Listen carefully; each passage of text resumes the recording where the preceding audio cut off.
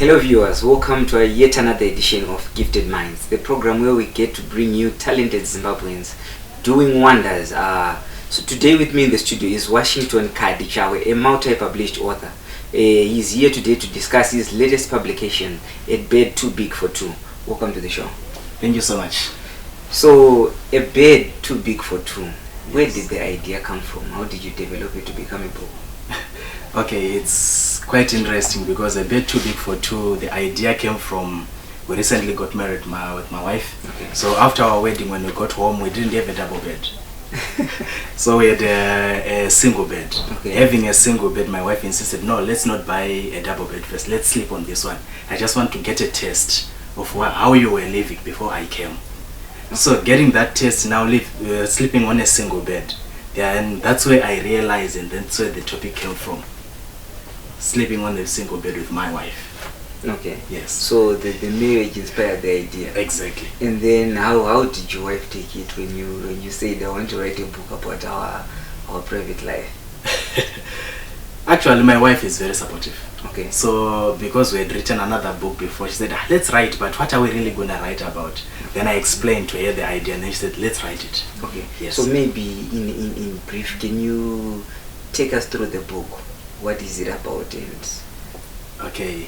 So as I've explained the background of the book, A Bed Too Big for Two, it is mainly focusing on the idea of the privileges of being in a single bed as to the privileges of being in a double bed. okay. Right, but the topic being a metaphor, it's rhetorical. It's not really focusing on the beds, but the ideas that come from that. So looking at two people sleeping in a single bed, let's say they get angry at each other, right?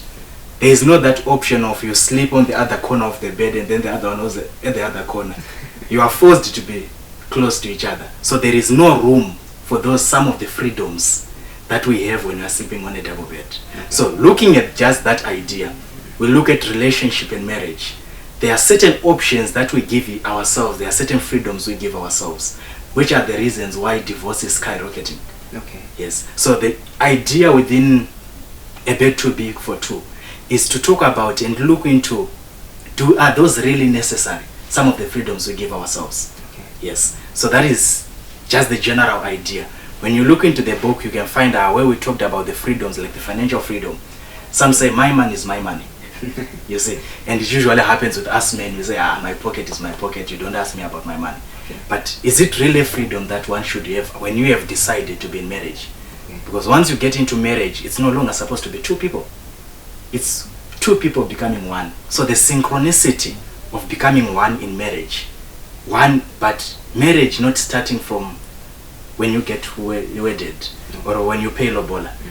Why? Because most people would think that that's where marriage starts. It doesn't start there. Neither does it start after. No, you get married before you pay lobola, before you do wedding. Wedding are the ceremonies that officiates the marriage that has already happened. Okay. The reason why you decide, I'm gonna go and pay lobola for this lady, I'm gonna go and I'm gonna be wedded to this guy, it's because you have married the person. The person you have decided, this person, I want to be with this person. This person has to be part of my life. Okay. So having made that decision, that's the marriage decision. And from that moment when you made that decision, before you even pay lobola, you are now getting married to the person. So step by step, there are freedoms that you have to start letting go as you learn to be married. Those freedoms is what we were discussing in A Bed Too Big for Two. So that once you get married, once you get into marriage, you don't have your marriage having loopholes whereby temptations can come through, whereby divorce can come through, whereby so many problems can just emanate from.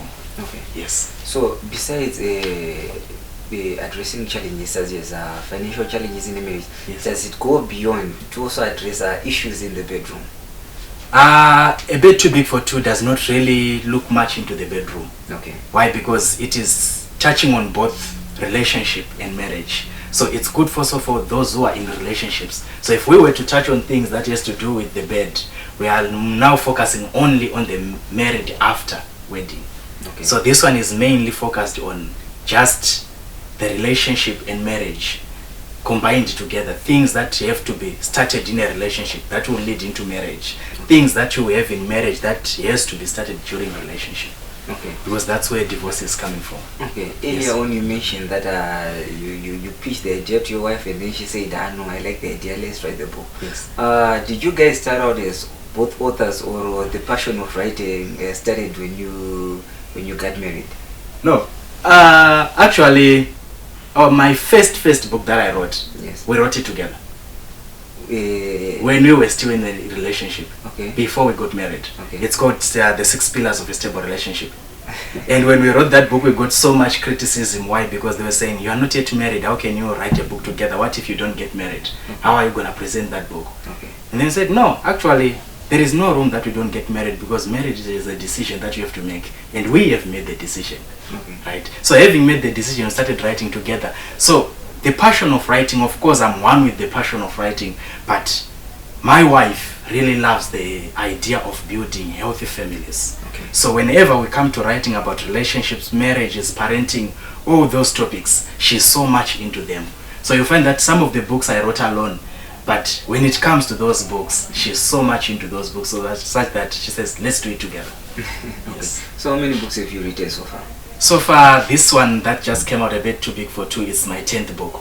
Okay. 10th published book. Okay. But in the pipeline, I've got 5 more books that are coming, already written, just doing final touches. Okay. So currently I have 10 books. I noticed amongst the books you have one written, Rising Above the Systems. Yes. Which systems were you talking about? The systems or? Okay, that book is mainly based on, it's to do with African development. Okay. Yes, you look at Africa, the way it is, the resources it has, and the mines it has. Okay. You wonder why it is what it is today. So in that book I was touching on the very problem that we have in Africa. Africa, we don't have all of those problems. Our problem is not money. In Africa, our problem is not food in Africa. So when they donate food to Africa, they are not solving the problem. They're just touching on the effects of the problem in Africa. Okay. The problem in Africa is just the systems Okay. that are running the African countries. You see, these systems, most of them, they were never established by African people. They were never established by African leaders. They were established by our colonizers. But when they left, people thought that we had gained independence simply because they left. Yes, we gained independence from their settlement, but we didn't gain independence from their system. When they came to settle, they knew that one day we were going to open our minds and we were going to chase them away. So their goal was never to settle. Their goal rather was to establish a system that can cause problems for us while they are gone, so that it opens doors for the funneling of resources outside Africa without any check. So that they control from their homes, because they had homes. They would always have wanted to go back home. So staying was never their goal, but establishing systems. So those systems, that's what we were looking into. Okay. Yes. I saw you just now you mentioned that the second book, it touches on the political aspect Yes. of Africa, Pan-Africanism, the system Exactly. of governance, Exactly. and stuff. And then the first one, it touched on the social life. Yes. Do you also go spiritual, economical? Yes. Professionally, I'm a coach. Okay. I am into life coaching, corporate coaching, any success coach. In life coaching, you can't do life coaching without talking about faith. Personally, being a believer, I don't believe you can do that. Why? Because faith is the center of hope. So life without hope then becomes nothing. So I really touch on all those aspects. So law that govern an effective spiritual life, volume Yes. 1 and 2. Yes. What do you talk about? Basically, those are foundational laws that a Christian should just understand. Okay. It's not laws as of like the laws of Moses, no. We are no longer under the law. Okay. But what we were looking at are principles that governs an effective spiritual life. We looked at the principle of understanding. Understanding is a principle, because you can't really talk about faith if you don't understand it. You can't really talk about God until you understand Him. So understanding becomes a governing law that goes throughout faith. We talk of obedience. It becomes a law, because when God speaks, when the Bible says, when the word speaks to you, when a preacher speaks to you, all of that, your response is determined by your obedience. Okay. We've got laws like free will. We've got the laws like studentship. Okay. All those laws, they matter, because that's what governs an effective spiritual life of a Christian. Okay. Yes. And then again, moving on to another book, Potential. Yes. Well, what does this book talk about? Wow, that book, I love it. Is it your best book? I think my best book is Rising Above the Systems. Okay. But I love that book, Potential. Why? Because it goes on to add to Rising Above the Systems. When I was writing that book,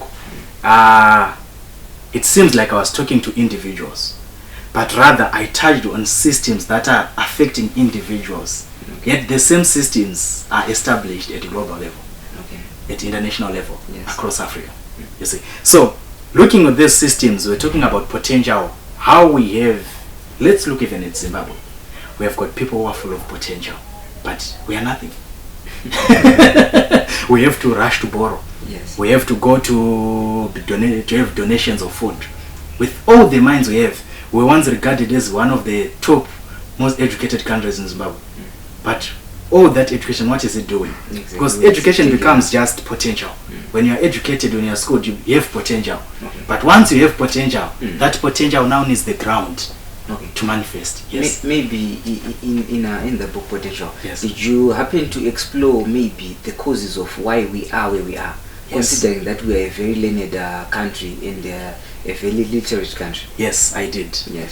Those causes, mainly in the book, I looked into around 4 causes that are major. Number 1 is the political atmosphere. Number 2, we are talking of the economic atmosphere. Number 3, we are talking of the social and cultural atmosphere. Why? Because social and cultural atmosphere creates what we call norms. What is allowed and what is not allowed. Yes. Yes. Once we have that, what do we do if we have a person who has a potential, but that falls within the limits of what we don't allow? Okay. Social constraints. Social constraints, you see. So that's when we begin to have a problem. Because culture, we think of it as an African culture, maybe we talk of marriage and all those things. But culture is developed over what we agree on over time, right? So if we agree on nobody is allowed to start a company and prosper within 6 months, we say akaromba. Right? We don't believe in the We idea don't of believe failure. in the idea of just that speed in growing up. Let's say it's especially a business. So if that is the culture we have, the moment we have someone who has that potential, we already fight that person. Yeah, true. We are not ready to support that person. We are saying everything on social media. That becomes a constraint to potential. Okay. Right? We look at music. Let's look at our musicians. We have got musicians. I'm a believer, but I know that all songs cannot be of faith. Some faith songs have to be motivation. So if we become people who are like, if a person sings this type of music, he becomes a Satanist. That's a culture we begin to develop. Once we develop such a culture, we have a problem. We are going backward. We are putting a limit to potential. You see, so that's what we are addressing, all such kind of constraints. And then keys to a super life. Yeah. How do you tackle this this theme, and how do you? Okay, looking at 3 keys to a super life, right? Yes. That one, it's a handbook. Even if you look at the way it is printed, it's quite a small pocket book. But we're looking at 3 major things that a person ought to master for them to be on their way to mastering super life. Number 1, it's desire. Okay. If you don't desire to have the super life, you can't have the super life. Number 2, it's time management. Right? We talked about Simple as it may be, it can as simple as it may be. Because you see, minding your own business Yes. is something that everyone knows an insult. If I say mind your business, Yes. feel insulted, like this guy is insulting me. But is it necessarily like that? No. What I'm saying is, when I say mind your own business, I'm saying put your mind to your business. Most people have got businesses, but they don't have their minds. You see, you look at their business, everything they're doing, it's just maybe the manager whose mind is in the business, not the owner. Okay. So people have the audacity to start a company, to start a business, But don't follow through. but don't they put their mind to the business? They don't really think about it. So once the manager leaves the company, they leave with their mind, Okay. which was the reason why we had the business. Okay. So the business falls. So it's an advice that gives you a super life that does not end. Okay. Because once the person who puts their mind to your business goes, your business falls, because the business was their mind. Even if it's your idea, if you have the business as your idea, doesn't mean your mind is there. Your mind is being able to focus, think the strategic part of the business. Even if someone is to do it, can you take time to study what they are doing, why they made the decision? Once they are gone, can it carry on without having constraints? So those are some of the keys we told. Then we lastly talked about working with your own hands. People don't want to work. People don't want to work. So can we say we're a lazy generation, or I can say so. Or it's in the mindset? Yeah, so, me being a Christian, I believe in miracles. I love miracles. Okay. But even if you look at scripture, it says the working of miracles. There is work in miracles. Okay. So nothing just pops up. Nothing just pops up. Yes. Even the one who is performing the miracle is actually doing a work. Okay. That person has to perform the miracle on you. So if you have a person working out the miracle for you, why do you go and be seated and relax? If the miracle needed work for it to happen into your life, even by another person, that also tells you that once the miracle has happened, for it to be maintained, you have to also work. So there is nothing you can do, because one thing that makes people not want to work right now is miracles. But being a believer, I do believe in miracles. Okay. But I also do believe in hard work. Okay. I see you in most in your books you are challenging the Africans. Yes. Have you ever considered writing in Shona to say if these things are happening in our environment, Yes. and these things are happening in our country, Yes. have you ever considered to say maybe you can write in Shona so that people may get a full understanding of what you're trying to say? Yeah. English being a universal language, most understood by many, it's easy. But it's easier now after writing in English to translate to Shona than starting with writing in Shona. Maybe not Shona only, but Yes, also all other languages. Yes. So that's a goal that is in the Very future, to translate as we grow and as we tackle other. Because currently, apart from just being a coach, as I was talking about the education system, it's one area that really gives me pain, because I would like to believe we purportedly call it education system. It's no longer education system, it's now schooling system. Which are two different things. Why can you clarify on that? Why do you call it an education system and the schooling system? The definition of education is exposing the inward of a person, empowering a person from inside to become their potential. That's educating a person. It's empowering. It's not feeding a person what you think they need. Okay. It's taking out of a person what is within them, Okay. so that they expose their potential. Everybody is unique. But now looking at our schooling system, you realize that most probably the lecturer that is teaching the current student taught 10 years ago again. And as they were teaching 10 years ago, nothing has really changed. That's why if you were a student at any university, if you would look at the notes of that lecturer, maybe 5 years, 10 years ago, they are still the same. Yes. Right? So if they are the same, that means we are making the same person we made 5 years ago, 10 years ago. Then we come up with a flooded country with the same quality of education. I need to pose a question to you. Do you think we need to do away with the Western education and adopt our own African education? I do. Okay. Very much, I believe in that. Why? Because African problems can be solved by African solutions. Okay. So while we are using Western solutions to African problems, we are not developing to become Western, as we think we are doing. Rather, we are developing people who are able to solve Western problems, which is why part of the visions that we set as leaders is to say exploitation of labor. Why is that a vision? Why? Because our systems cannot cater for the people that would have created. Exactly. Because they are trained to solve Western problems. They are trained not to solve our problems. So they are not relevant to Africa.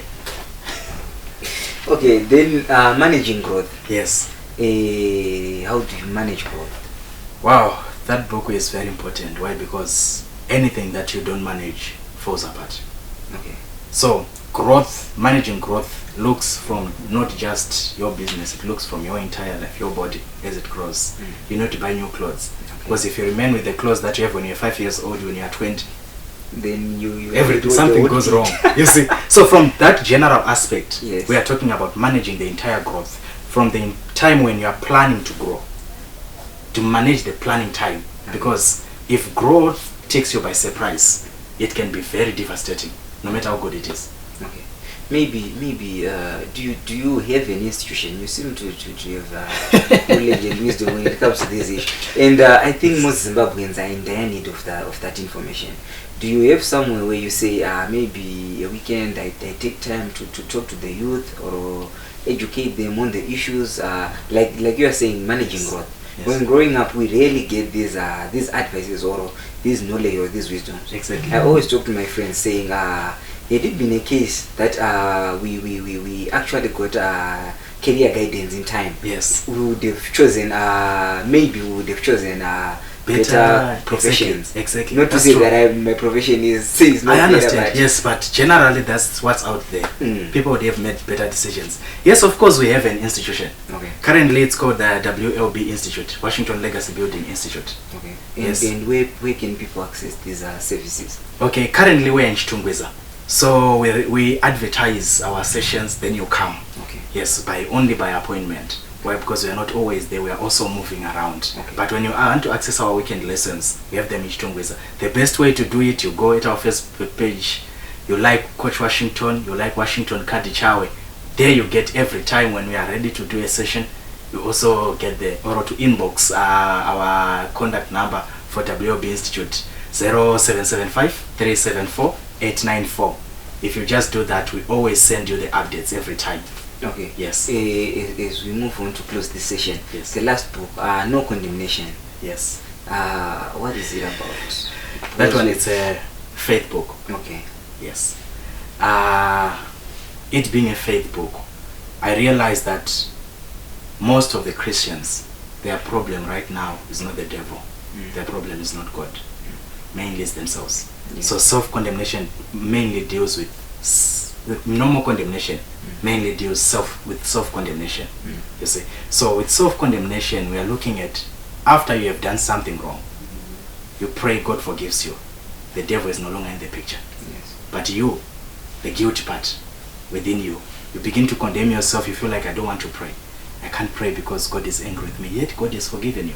So it deals with mainly self-condemnation. Yes, it touches on other types of condemnation, being condemned by the devil, being condemned by people, but mainly we're dealing with self-condemnation, because the one with self happens even if you close yourself away from everybody else, you are still condemned. You see? So that one is very important. Okay. Yes. Do you serve in church? Yes, I serve. Okay. I serve in church. I go to UFIC and I serve. Oh, as a No, just as a member. Okay. I'm not a pastor. I really serve as a member in the other departments. Okay. Yes. No, Washington, thank you for your time here on Gifted Minds Music TV. Okay, thank you so much. So there you have it, viewers.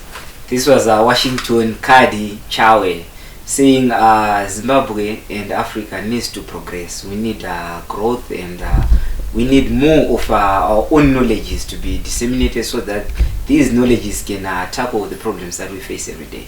Thank you for watching. For more, follow us on our YouTube channel and our Facebook page.